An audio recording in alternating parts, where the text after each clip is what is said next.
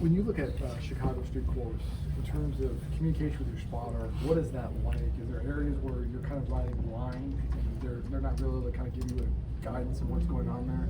How does that compare to other road courses? Yeah, I'm glad you asked that, because I think the way that the spotters are treated, not really treated, but their opinion at some of the tracks that we go to is complete BS.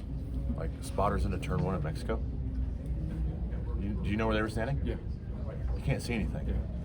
And so if we want to talk about safety and all this stuff, either say we're not racing with spotters or get them in a position and make sure the area is safe for them to operate in, to give us the safety and the protocols that we need.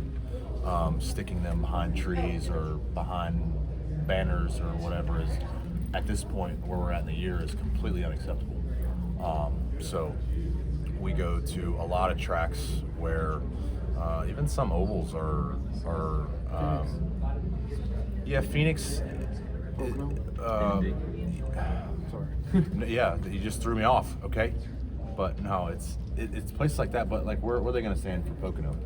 Pocono's so different. Indy, I think they can stand in the center, and because they're into turn 1 at Indy, right?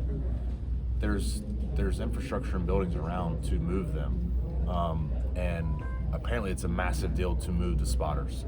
So Freddie at Mexico was in the stadium section and was able to call a lot of corners, but still there's some blind sections. So I'm not looking to have a spotter in every blind section, but what they had in the turn 1 is completely unacceptable, and it seems like they don't give a damn.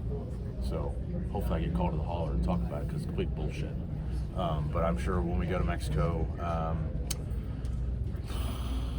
I can't remember where the areas are where they're blind, where we need somebody. Or what did I say? You said Mexico. Oh yes, Chicago. I think there's an area there, but Mexico was just ridiculous. But anyways,